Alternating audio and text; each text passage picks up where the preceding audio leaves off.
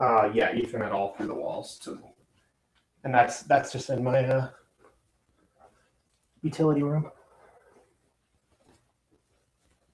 So what's the difference between an access point and a switch? Switches are usually just not wireless. So like a switch is purely a... Oh, so this works as wireless too? That's just wireless, yep. Just wireless. Nice. And you get coverage to your whole house from that? For the most part. Yep. Hello, everyone. Hi. We're live? We're live. We got a couple viewers. Josh is coming with a second microphone. And I'm pulling up the chat on my computadora right now. So give me just a second. It's the Reed and Dan Show. It's the Reed and Dan Show. Welcome to the Reed and Dan Show. I'm Reed and Dan. This is, yeah, so if you're chatting right now, no one can see anything. So hold up for just a second.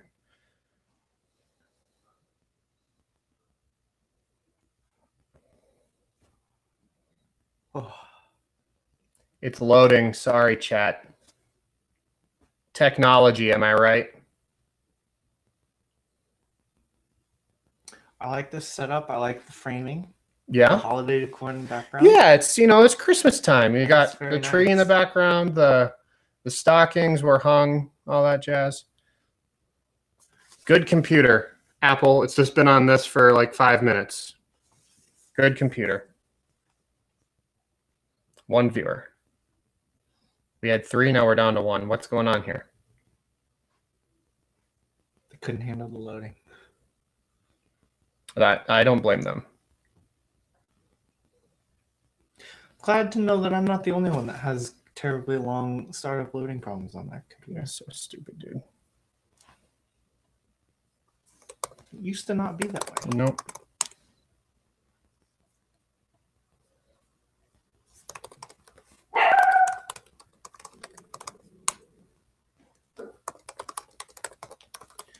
Can you go let Josh in through the garage? I think he's probably here.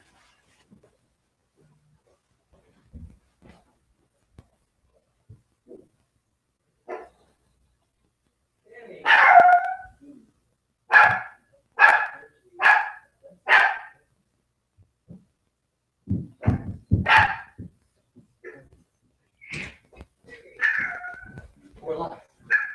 We are? Yeah. Is your child home? Yeah.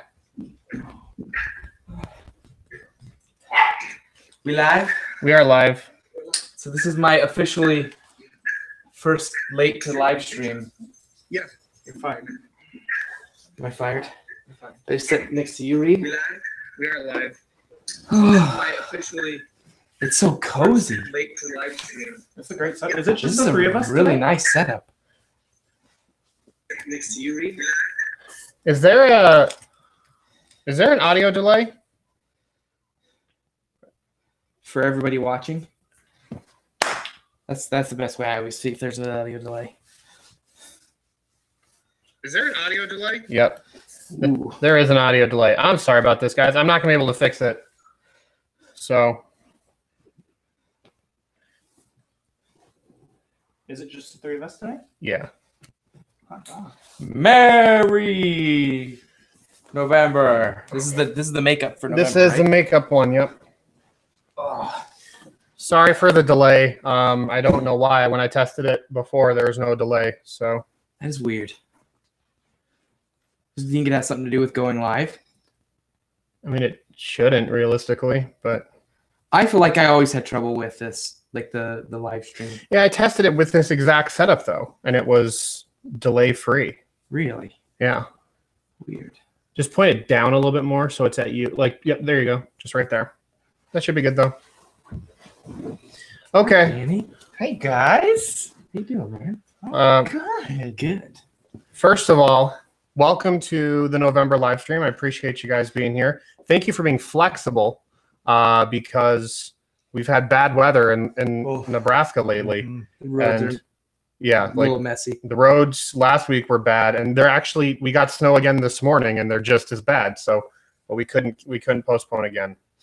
So, thank you all for being here for this November makeup stream. We'll of course still do one for December. That's not going to change. And as always, throughout this process, if you have a question you'd like asked, all caps question in your comment, and then I'll see it, and then we can respond to the question. So while stuff is coming in, how's it going? Good. I feel like we have so much space. Like I want to like dance in the background. You can go dance because it's just it's so big. It's gonna very nice. Appreciate the background. It's very nice. Look at this. I can just Christmas dance. Christmas dance. Christmas dance. You guys decorate so well. Is this you or Tiff? Or oh no, this is Tiff. I mean, like okay. Tiff and I did the tree and the stockings. Gotcha. I did all of the like art on the walls. Obviously nerdy posters and stuff like that. So those aren't Tiffany's Breaking Bad those are not. I was actually going to position the camera so it looked at the Breaking Bad art, but just the art. Yeah. Question: has anyone's favorite cookie changed from Snickerdoodle? Mine hasn't. Okay. Kelsey, favorite all time or favorite Christmas cookie? Favorite all time. I mean, I love a good I just like all cookies. Yes. I don't think I've had a bad cookie. Well, wait, molasses cookies. Dude, those were big when I was in elementary school. We ate molasses cookies. There's even a book about them. I can't remember. It was like a little kid who like hit like a molasses tower, and the molasses came and flooded the entire city. Nope. But Kelsey makes these cookies that are Snickerdoodles with white chocolate. I've had those. I think I've had that too. Hershey's in them, those little tiny white chocolate Hershey's. That's crack. It is crack cocaine. It is so good. But I like Snickerdoodles too. Ain't chocolate chip. They're all good, man. Can we see the Breaking Bad art? No. Just Google Ollie Moss, Walter White. Yeah, or Ollie Moss Breaking Bad. Like you'll find them. Yeah. I have you'll see like 6 different art, like different images of it. I have all 6. So did you buy them from him? Yeah, when he went on sale. He sold them on his site for a day, and then which he sells things on his site for a day for an insanely affordable price. Like because he doesn't. Then they go on eBay the next day for hundreds of dollars. Like like I could sell those frame collections right there for probably $300. Like how much more was that than you spent on them? Like 10 times? Oh, I think they were like, I think for all 6 they were 45. It's insane. Good on him though. He could jack up his prices if he wanted to, but he sells his stuff like real affordable. Well, is anyone else getting audio popping? I can fix that. Reed is the audio papa. Papa bless. Papa bless. Keep talking, guys. Dude, you're just one step closer to Papa John. Not the Papa John. Papa John's. But getting a Papa title. A Papa title. I mean, he does have technically a Papa title. Yeah. You have a Papa title. Papa Reed. Papa Reed. Papa Reed. Papa bless. Is that any better? With the audio stuff, is that any better? Okay. So, Dan. Yeah. You missed out on a meeting we had. I sure did. A really important meeting. You're no longer part of Sneak Attack. I'm glad we could share this and get your reaction live. No. By the way, beware of Mike. The fact that you never said happy birthday. I did say happy birthday. Not exactly. I did. I purposely said it a day late. Come on. My wife that morning was like, "Hey, you remember it's my birthday today, right?" And I was like, "Yeah, I'm not gonna wish him happy birthday till tomorrow." It's what we do. It's just the thing. It's a thing now. That's good. It's how you say you love each other. Yeah. Yeah, your guys' love language is weird and confusing, but it's abusive. Popping and some audio delay. This is fun. Let me hear it. Yeah, your guys' love language is weird and confusing. Yep, I hear it. That's funky. Is the I just wonder if the double XLR is. Oh, having both of those in there? No, because it's like. Oh, if that's doing it. Yeah. Do you want to try one? There's probably enough cord to do one. Okay, yeah, disconnect and then. Yeah, that's sure. Well, and this is just a like static heavy environment. This is a carpet and I've got a humidifier going right now, which should hopefully be a little better. But you're going to hear some more popping, guys. I apologize. That's because Dan is moving mics around. silencing my phone. I want to be present here for you guys, Like Christmas. like Christmas presents. There's a Chiefs game going on right now, so my mind is definitely split. I partially expected that with the live streams during football season, we would it's like live stream this Sunday will be at 6:00 and live stream this Sunday will be at 2. And, I know. just kind of would work out that I would love for that to be the case, but I'm putting you guys first. making consistency. It's legit. Is the popping resolved? Better? Be at 2. I know. Just kind of would work out that. Still I would popping. love for that to be the case, but Is it explosive? Hmm? Is it explosives? Explosives? Hmm? Is Oh, it specific syllables and sounds that pop? I don't know. I mean, we're not peaking because I'm. Could it be the connection to the internet? No, I mean I'm hardwired and stuff. Hmm. I don't know. I mean, obviously the audio isn't great because there's a delay, anyways. So I'm sorry. New venue. Also, sorry. Yeah, It like just happens, you know? It looks really good. does. we'll get it ironed out for next time. Yeah. I apologize. It's one of the best visuals we've ever had. Oh, yeah. Also, apologies if you can hear my son crying. Life is happening here, guys. Yeah. Real life.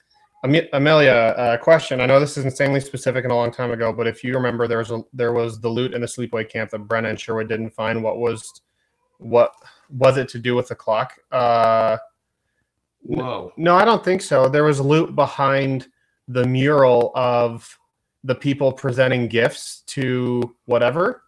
Like, That was a deep cut. yeah, like remember on that art mural, there was like imagery of people like handing over like Yeah. Yes. clothing and weapons and stuff like that. If they would have lifted that up, Yeah. there would have been loot behind there. How did you know that? I wrote it. Prove it, Reed. Yeah, Prove it. I can show you my notes. I have them still. So, Oh man. and the Halloween episode was one of my favorites. So That is a banner episode Yeah. in my opinion. That was so much fun. huge fan of that one. So, What was the name of the vampire? oh, not you, OMG, I meant Alyssa. The name of the vampire was I can't remember. Lord something, right? The Eternal something the Eternal. Orlanx. Orlanx the Eternal. Orlanx the Eternal. Yes. Classic Orlanx. Yeah, classic.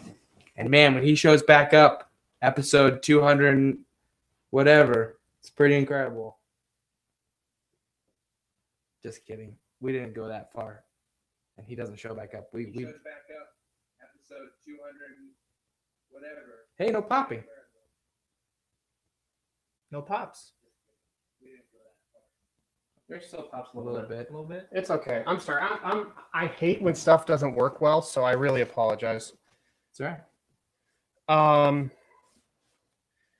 Yeah, that's not how you spell Orlanx, by the way. Good grief, you guys. Okay, so we met Like Orlanx. like flanks.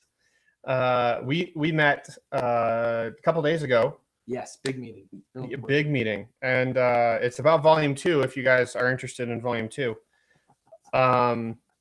But yeah, so we came to the conclusion that we're going to start recording volume 2 next week.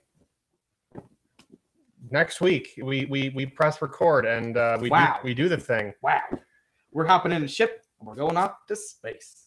So I can see myself in the TV, so I want to do lots of hand gestures. Oh, yeah. We're already in space. yes. In cryosleep. Yeah, no, this is actually all like a Matrix style sequence that I have you in, and I'll wake you up from this dream world. Like Forever Young. And it's Like going to be, Forever Young. Yeah, we're going to wake up from the dream world and be Brenna Gray Kikio. yeah, But we won't have our memories. So we'll be whoever Reed tells us to be. And the whole point will be we have to rediscover yep. Ah, Very our men, original identity. very Men in Black. Wow. You know. Wow. So But the real truth was that the friends were with us the entire time. Yeah. And, Man is the true enemy. yeah, and we just needed to realize that we had a family with us all along. Yep. That's I think the common theme in sci-fi like related art, novels or film or anything like that. It's man was the true enemy. It's like, I'm chasing this bad guy. Are you? Or are you running from yourself? Is he the cyborg, or was he the most human of us all? Yeah. So let's read my mail a little bit, but that's okay. JK Simmons. So yeah, you just came out with a new race that I haven't got to see yet. I haven't got to see it because I'm not a patron. I should be a patron. That just makes sense. I'm gonna become I can give you that access if you want. So I want to see the robots. Yeah. So all of you guys, obviously, since you're here, should have seen the new racing class stuff that came out as well. The bionic ambassador. Ooh.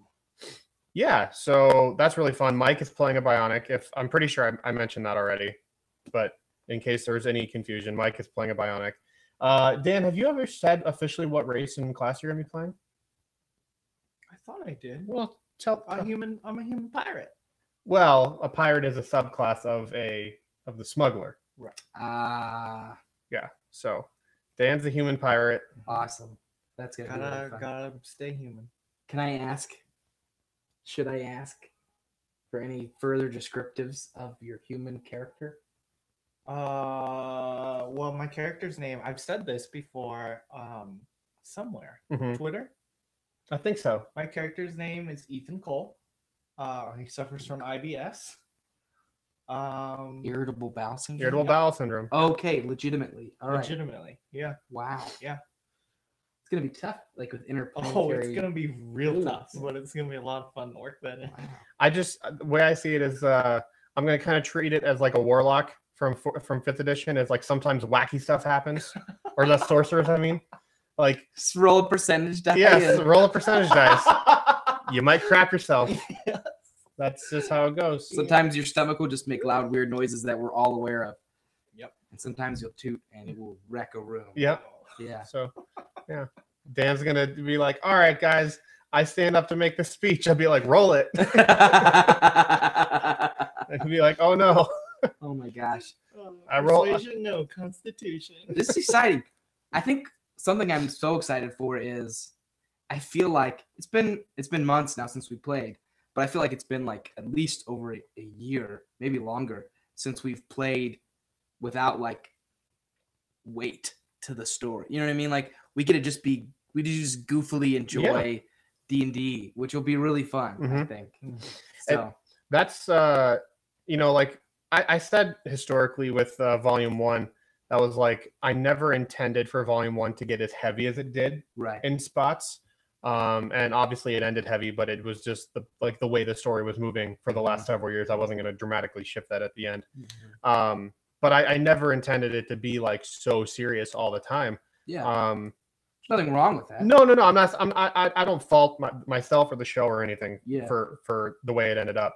It felt very natural. But it's funny because I'm trying to make a conscious decision to kind of continue that lighthearted tone for Volume 2 to keep it throughout the season. Yeah, and I've got the entire arc of the entire volume written already. Like I know where everything will go. I don't know how we're going to get there, but I know all the big points that will ultimately be Volume 2. And so it's really difficult to like not overwrite, just to be like, oh, this could be so epic. Like, no, let's pull it back, dial it back. Yeah. Like I think we can still be epic, but still be fun and stuff like that. So that's been a real challenge. And I kind of want to like just set a tone early on, and then almost like initiate the humor and the whimsy. Yeah. So kind of the reverse of what I did. In Volume 1 is just let it be on its own thing for a bit, and then I'll be like, all right, and now here's all the wacky stuff that you can do. And I think it'll be nicer too because we're all mercenaries. Mhm. So like none of us have really strong attachments to like places or people groups. Yeah, I was actually kind of in my prep for when we record next week, I was thinking to myself, like, man, like, where are they from? Because in space, like, you have a ship, that's where you live, kind of. I mean, unless you don't travel a lot, but like these guys travel all the time, so it doesn't make any sense for them to have permanent residence somewhere. And so I'm just like, man, where do they live? Where do they sleep? Where are they from? Because that will obviously lend some weight to the decisions they make or some story elements throughout the campaign. But just like, I don't really know. Yeah. And I'm not sure they know either yet. So because Lucky's not Lucky doesn't care. He doesn't care about the Brax that much. Like in terms of like he's not gonna be like, oh no, someone's attacking my people. I have to go defend them for honor. Blah blah. Like he's way more a man like of his own. You know what I mean? Like with his own pursuits and agenda. But yeah, so I can appreciate that. I'm assuming that a lot of, if I remember correctly, with Kelsey, she's more like set apart as well, like her engineer character is more. Amelia says, "Lucky?" ? Oh yeah, Lucky. That's the name of. I haven't said that, have I? You have not. Lucky is the name of my Brax. Can I say that? Is that worth saying? Yeah. So yeah, it's not his full name. His full name's like, I have it written down, Lucator Vakrich, something like that, like very guttural. Lots of phlegm. Brax, a Brax name. Are you gonna talk like Greg? We'll see. We'll just have to wait and see. I'm gonna save I'm gonna save the voice for the show. Great. We are not introing the voice anywhere other than the show. So I want capture honest reactions when the voice comes up. It's just gonna be a lot of groaning, regardless of how good, bad, whatever it is. Yeah. Oh, I know. It's gonna be Mike going, "Oh my gosh." Yeah. Jeez Louise. I could sound like Morgan Freeman, and Mike would still throw a fit. That's true. Welcome to I'm Morgan Freeman. Is that your Morgan Freeman? It's my best Morgan. I'm Morgan Freeman. It's a little Colonel Sanders. You know whose voice it is? It's a little Colonel Sanders doing Morgan Freeman. Try our fried chicken. Actually, that sounds pretty legit. And they substitute the Colonel Hamburgers on the commercials all the time. I bet you could jump right in. $5 fill up. You know whose voice I'm really enjoying doing lately? The hamburger eater from Popeye, like Blimpy? Is that his name? Or I'll have one of your finest. I will gladly pay you Tuesday for a hamburger today. Yeah. That guy? Yes, but is that your one of your finest hamburgers? Yeah, it's a great hamburger. It's either Wimpy or Blimpy. One of the best. Glad to hate it. You know what I'm talking about? Like that voice. Was that W.C. Fields' voice? Wimpy. Yeah, wasn't that the same guy that also did Droopy Dog? Oh, I don't know. I love that dog. Yeah, I love Droopy Dog. That was great. I don't know. I'm terrible at on-command voices. It's the worst. Question. This is from AV Gaming. What's up, AV Gaming? AV Gaming. If your Volume 1 character met your Volume 2 character, what would they think of them? Not spoilery. I mean, I'm pretty sure Greg would think that Lucky's a monster. Yeah. Well, okay. You have to keep in mind that like they can't be shocked by the races because like. Oh, like divert that? Like yeah. They have to... Just assume that like all the races are well known and established between the two volumes. I think Ethan and Akio would be best friends. They would be. Yeah. Pre-dead Akio. Yeah. Ethan and Akio would be BFFs. And I think the Colonel would probably like Ethan too. They both have IBS or at least some type of incontinence. Something. I feel like Greg just doesn't really care that much for other people. Like unless they're part of his part of what he's trying to accomplish. Do you know what I mean? Maybe I'm wrong, but I have such a hard time picturing Greg being friendly with someone. I mean, was I ever like that with people in the show? Was I ever like, hey, let's be best buds? You seem like a good person. How are you today? No, you know, I mean like you were never one to just like deny a conversation or just like I wasn't rude. Yeah, but I think you put like the lives or the well-being of other people ahead of yourself all the time. Right. But I mean, like relationally, Greg wasn't like super relational, was he? Yeah, I don't think you let people like really in a lot. Like you're pretty. You had a pretty thick wall between the core of Greg. Once you're in, you're in. Yeah. Like he once you're part of his like unofficial clan, he'll go to the ends of the world. And I feel like the guy Gorzulio. I feel like Gorzulio was like the one guy who kind of like made an impact with you right away. Yes, with his brother being dead and the hammers. Yeah. And the sword. Yeah, the fact that you gave him your hammer and like he was like a half dwarf kind of clanless, and you felt that bond right away. Yeah, it's really interesting. Yeah, it's almost like because of the banishment Greg experience, he understood being a dwarf set apart. And so because this guy was half dwarf, he could relate to him in a weird way. He was only half of what he was supposed to be. Right. So yeah, that's really interesting. Yeah, I don't know. I think Greg and Lucky they would probably share an ale. You know what I mean? Sit down at a bar, like swap. They would swap stories. That's what it would be. It would be bar stories. It would be like, well, one time I grabbed a measuring fish kind of like thing. Greg could be like, I fought an animal with multiple arms before. You know, like you got eyes in your hands. You know, something weird like that. Yeah. Dang, I don't have a race with eyes in their hands. You don't got the. Oh yeah, the Pan's Labyrinth guy. It's one of the creepiest monsters. Yep. I watched a video the other day on with Guillermo Del Toro talking about like his rules for creating creatures. Oh yeah, it was really interesting. Yeah, talked about how like first you get the silhouette, and you have to be able to understand the intentions of the creature and what it's capable of just by the silhouette. Sure, you understand its gait, the way it moves, just seeing one image of it, and then he would say like then you can kind of flesh out the color and the and he said when you describe it, this was really neat.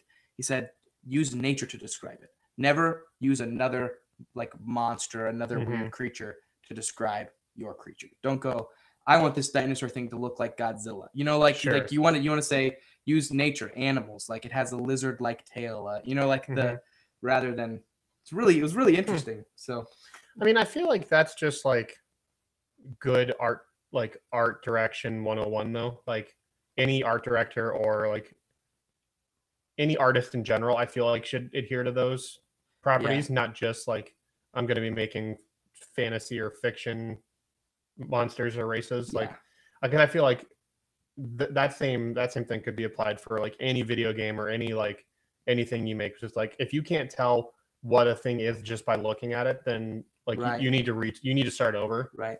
The other cool thing he said, I realize this is a tangent. That's cool. But he said the mock-ups, like the artistic mock-ups of the creature, they can't be when it's angry.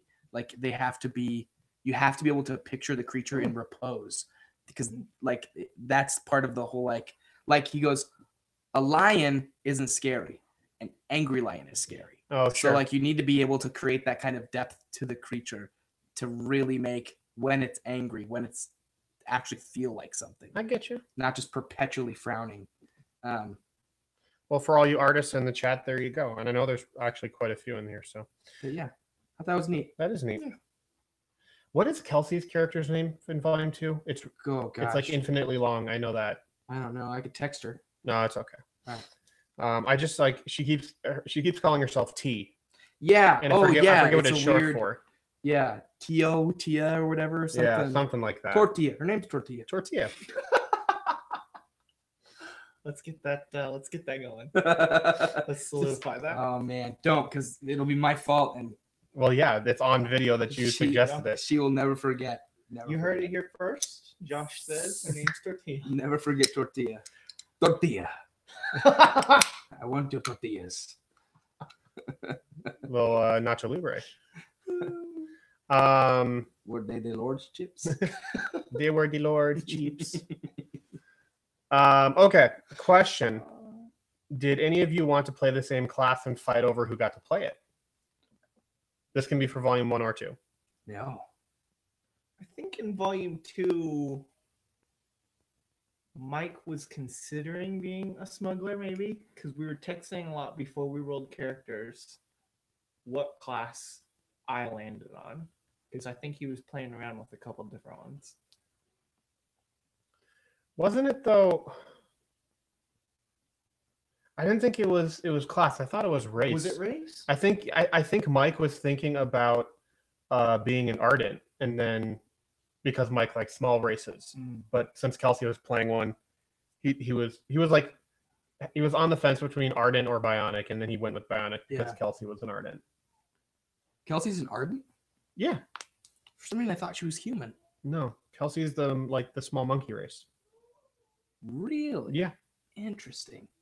Yeah. You know what? I don't feel like there was ever a chance we were all going to pick the same race because we literally are getting to play in a tabletop role-playing game system that was made with each of us in mind. like the Brax, Reed made the Brax because he knew I'd love them, and you know what I mean. And so I can't. And of course, I'm sure you were thinking of Danny when you made that one race that dies really soon. You know what I mean? No, that's the Arden. I definitely. Oh, really? I definitely made the Arden with Mike in mind. Okay. Because it's a small creature. Yeah. But they don't live long, right? They live like short lives. 40 years. Yeah. It's so like the way the Arden are designed is like they kind of burn the candle at both ends kind of thing.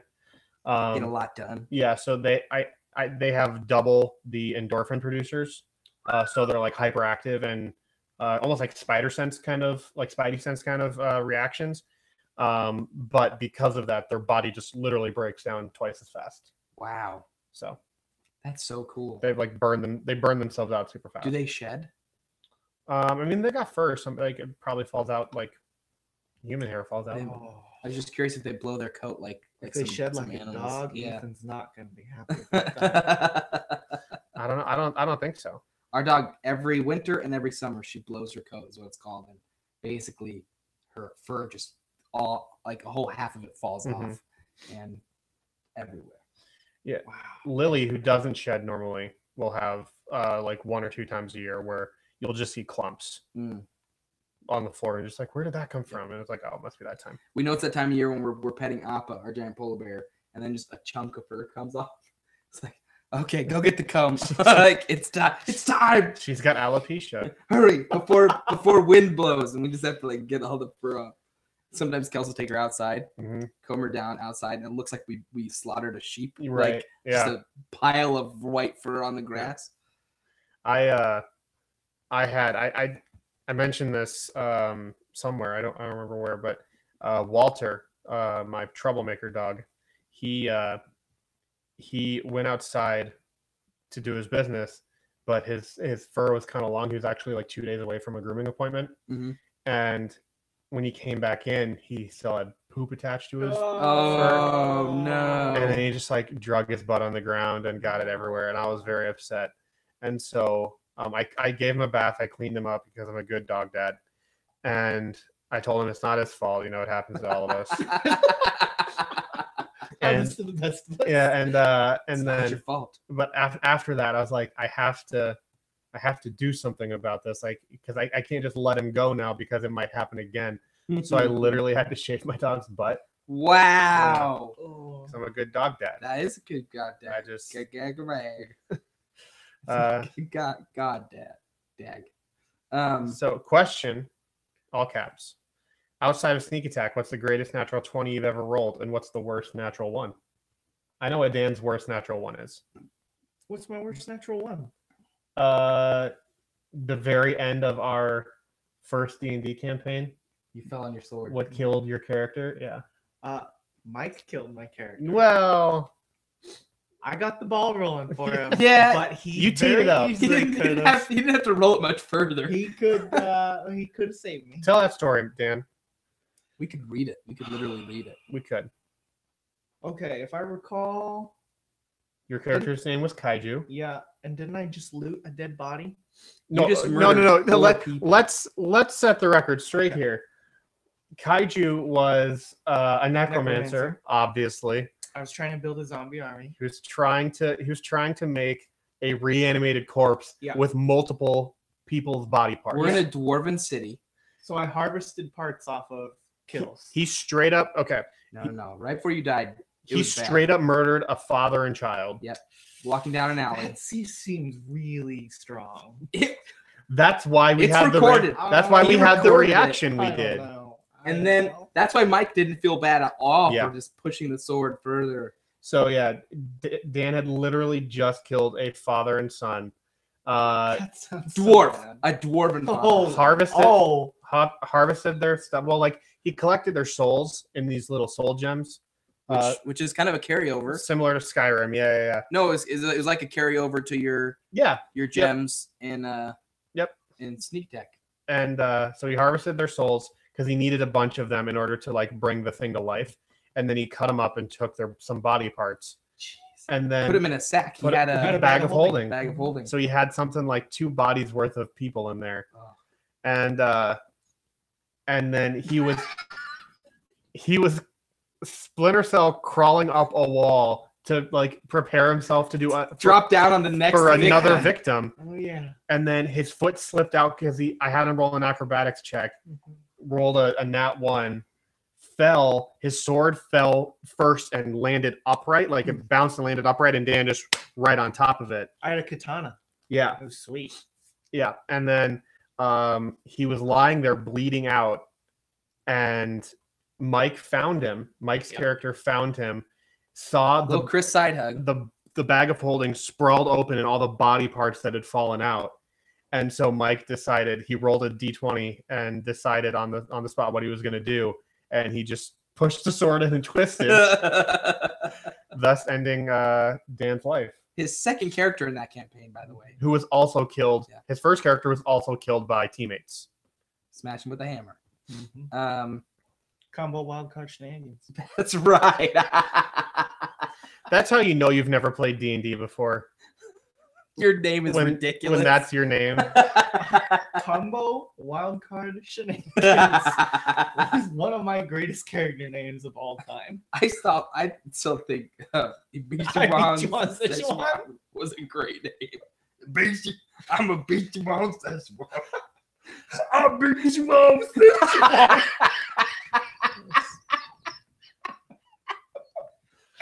Oh, good grief. That's so stupid. Outside of sneak attack, best natural 20 or critical fail? Like Either. Gosh. So hard because I remember other people's critical fails more than my own. There's one critical success I had in sneak attack that is by far my favorite critical. Tell that one. 20. Like, it was, oh gosh darn it. What? Legitimately, I have the memory imprinted in my brain of literally like yelling yes so loud that my face turned red at the table. It was Grayek. I legit don't remember when it was. I just remember going berserk. I have the sensory memory, but I don't have the periphery details of like rolling the 20 at the table and going yes, and everyone being like, "Okay, Josh, that's a little too excited." I mean, like if we're talking about like times Josh got overly excited at the table like that, there's a whole cornucopia of stories there, but I don't. Gosh. It was it was Dino 210. And it was Moog. It's when yes. It's when we were fighting the dinosaur. Okay. And I think Moog was like barely alive. I rolled an attack and I rolled like a natural 20 or something. Oh. In that moment. It was some moment in that game where I got to and I gotta use my your double my Harken door. Yeah, your double edge thing. Like with double damage or something. I felt so freaking good about that. I don't remember a ton about Dino 210, except for the fact that I know it got kind of dicey at the end because the dinosaur, like at one point, chomped on Kelsey's character, tossed her up in the air, and then like almost swallowed her. Yeah. And I look over. When Moog went into rage. Yep. I look over at Mike at that point, and he just went, "Okay." It's like okay, like I'm glad like he seems challenging. Like the dinosaur is as fierce and terrifying as he should be. No, that was fun. That was a good fight. The best like critical success, critical like good roll story that we have outside of sneak attack to me is when Mike freed all you guys in the prison. Oh my gosh! And he's like, and this is he electrocutes like everybody with this. He electrocutes like everybody in the prison with some insanely high amulet roll. He convinces a guy. He casts some like almost like mind control spell on this guy and gets him to just like go crazy and start smashing his face into the gate to get the guards to come over. And then he rolls a 98 on his amulet to spectral like eye laser everybody or something like that. And then you guys escaped it. It was stupid. Then I remember in that game, again in the dwarf city, we were surrounded by dwarven guards, and you had a whole plot line where you were going to have the guards arrest us and take us to somewhere where we would learn about the difficulties going on in the city and all this stuff. And he rolled a 100 or like a 99 on the percentage dice and got a giant spectral axe that just wiped out all of the dwarven guards that were around us, and we were free to go. Yeah, gosh. Because at that point, I'm not gonna like I've relegated my fate. I'm just like, all right, we're not doing this, I guess. Oh man, that was definitely the favorite thing I ever planned for any like campaign that never happened. Yes. Yeah. That's a good one. Yeah, Alyssa says best nat 20 was when Greg woke back up to face Melius again. Oh yeah, that's right. I was downed and it was a saving throw. Roll 20 and you allowed me to get back up and I was able to jump back into combat.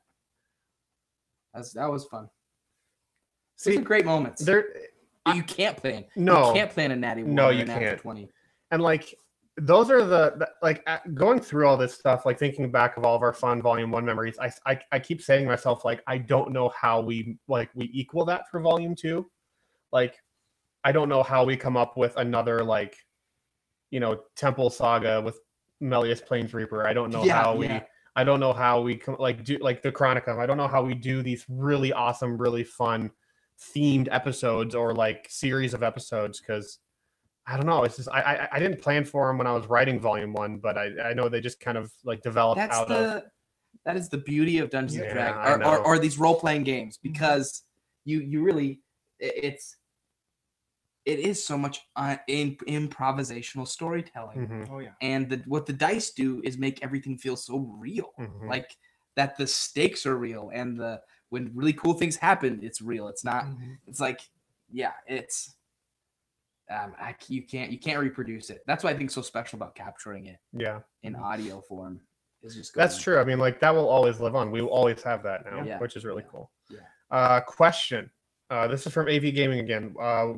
Will there be an introduction to the world before the story starts, or just learn about it from the characters' perspectives? Good question. That's a very good question. So, there won't be so much of an introduction to the world, so much as there will be an introduction to the characters. We are going to have what I'm calling episode 0. It's pretty common for story related podcasts. But what that episode 0 is going to be is literally just the 5 of us sitting around the table, talking about about their characters, where they come from, and just kind of like reacquainting ourselves with getting behind microphones again. Yeah. So we've been pretty far removed from recording and being together for about almost 6 months now, over 6 months now, and so just to be able to do that, to kind of get our chemistry back together, also just like being able to share with the rest of the group like what their characters are, what their plans are, just how they act as people. That'll kind of start to bring that stuff together. And then I'm really trying very aggressively to drip feed information about the world into every single element of the story. So I think within like the first 5 to 10 minutes of the episode 1 session, you're gonna see big picture stuff set up. You're gonna see like smaller details of the world, or how the world functions, how people view certain things in the world. All of that is going to be kind of laid out for you guys in a dynamic way, not necessarily just like force fed, but it's going to be laid out for you guys to see and kind of start to understand how this world works, just from a almost like sociological perspective, or anthropologically, I don't know, anthropology. Just kind of like looking at that. I think it's anthropological. Anthropological, yep. That perspective of just how people, sentient organic beings, operate and interact with each other. Right on. I'm curious, Reed. Question. Oh, all caps. All caps. Could you describe a little bit? I'm almost assuming that it is, but how does having an audience, knowing that you have a platform that people are listening to, changing the way you're approaching the story? Yeah. Because we didn't know that starting Sneak Attack. A lot of plot lines you established at the beginning in those first 4 months of the writing you did before we even recorded, we were no plans for an audience or to become a thing. And so do you feel like knowing there's an audience has changed the way you approach? I think knowing there's an audience has changed the way I've planned. In terms of like all the stuff I've pre-written or all the extra planning that has gone into trying to build the world and build the mechanics and everything like that. I don't really think I've changed how I've approached the actual writing of the campaign, though. Right on.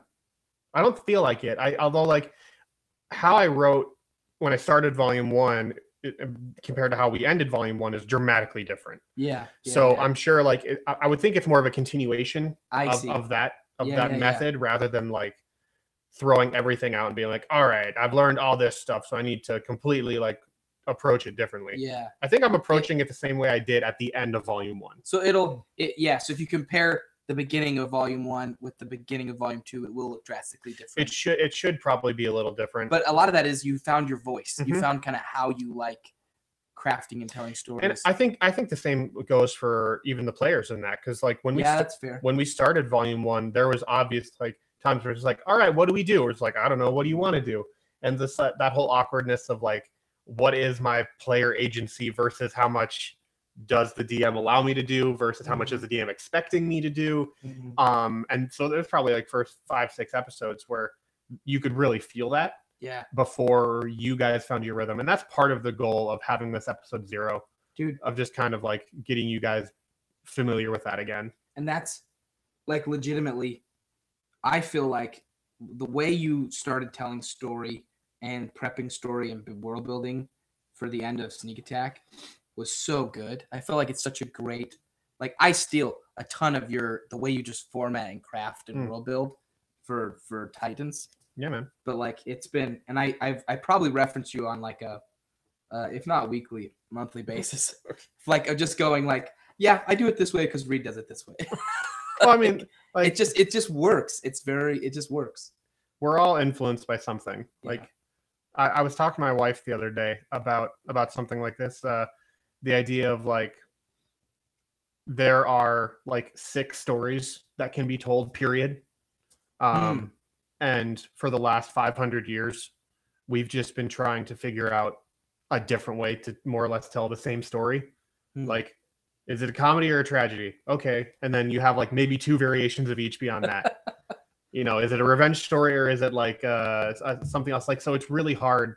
It's really hard to feel like you're coming up with something wholly original because you're probably not. And that's okay.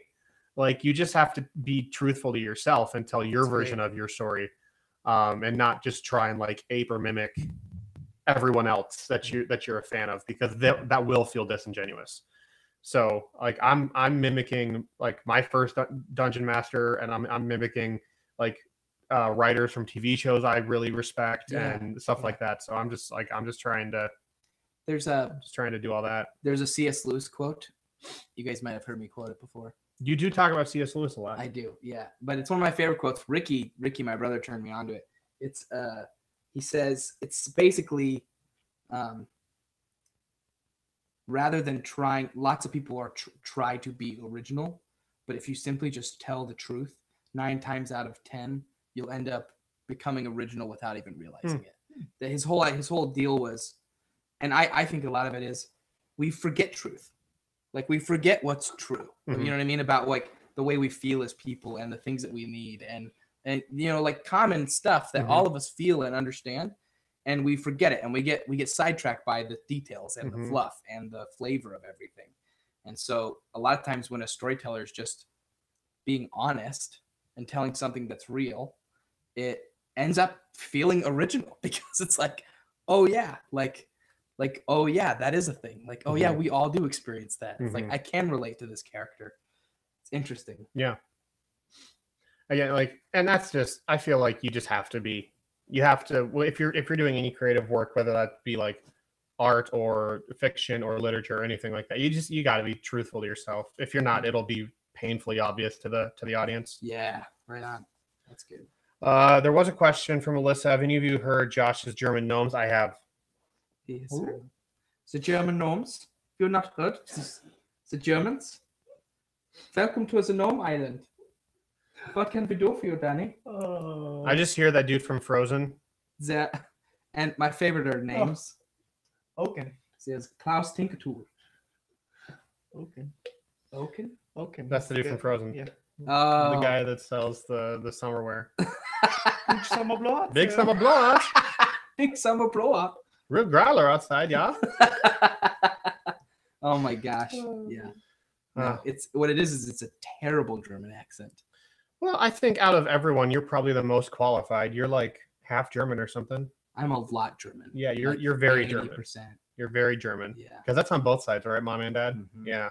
And like my mom's mom is first German from Right. Germany She's to the your mom is US. first generation American, Yes. right? Yeah. And then my dad's parents Mhm. were German. So it's like I'm not super far removed from Germany itself. Right.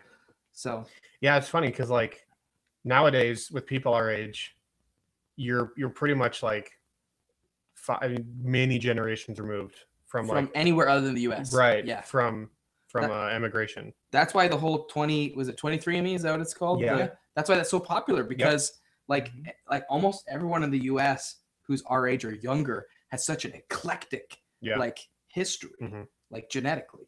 It's really, really interesting. We are a melting pot. Yeah. Like You want to weigh on that, Dan? I was waiting for it. I was waiting for it. I wasn't going there. I wasn't going to go there. I was like, wait for it. Yeah. Wait for All it. of us who are our age in America. We almost made it out of the woods. We almost did. Except for the adopted. No. So what's really funny, Except for the alien. I watched. Have you ever watched. done like a genetics thing? Like a You know, I got a 23andMe test on Cyber Monday. Really? I haven't sent it in yet. dude, you should do it. I'm going to. I'm looking forward to it. I watched part of Patton Oswalt's Annihilation stand up. Oh my gosh, that is one of the best like Yeah, like it's okay. heavy stand-ups. Yeah, like It's less of a stand-up than it is like that's a good message. Yeah, I definitely liked him talking about his wife passing away more than anything else he did. It had a lot of like honesty. Yeah, to it. very honest. Everything else beyond that was just kind of hit or miss for me. But the one thing he talked about that I remember being very funny was when he took his 23andMe test, and he was like, "Everything looks right, all the pasty races are covered, but then there was a big spike in Mongolia." And so I called him. I was like, "Why is there a big spike in Mongolia?" He goes, "Oh, that's Genghis Khan, because the dude conquered everything and everyone." Yeah. And so there's just like, yeah, like just everyone has a huge like Mongolian lineage in them. So I kind of feel like all three of us with very diverse ethnic backgrounds will probably, if we were to take 23andMe, would probably still have a huge spike in Mongolia. we're all Mongolians. Yeah. Genghis Khan beats the classic Princess Bride quote. No one succeeds in a land war. Two things never like start a land war in Asia. Right, in the winter. In the winter, yeah. But they did that. They The did. Mongols actually in winter wrecked Asia. And did you know that Genghis Khan murdered so many people that he literally adjusted the climate of the earth because like the subsequent drop of population and resources and all, like so much of the world was just allowed to almost like revert back to its natural state Holy cow. that like the climate of the earth literally changed. And Wow. like he probably helped the ozone deterioration or whatever, like the human footprint on the planet by 100 years or so, just because and I say helped is in the worst way possible. So like John Green has a YouTube series called Crash Course He History. with He his and his brother, brother, yeah, but he does one on history. he goes into like world history, Mhm. and constantly he sets up like these whole like, it's just this is what societies do. This is the patterns they follow throughout history. He sets it all, except for the Mongols. Like he constantly, they're just the exception to every single rule about the way societies are developed and grow. It's so interesting. Yeah, obviously they broke so many rules. Yeah, I don't look at them as like like they're the pinnacles of human achievement. But I mean, like, they are an interesting study. Oh my gosh. It's not it's not a case study on how to be the best people we can be. Right. No, definitely not. No, but it is incredibly interesting.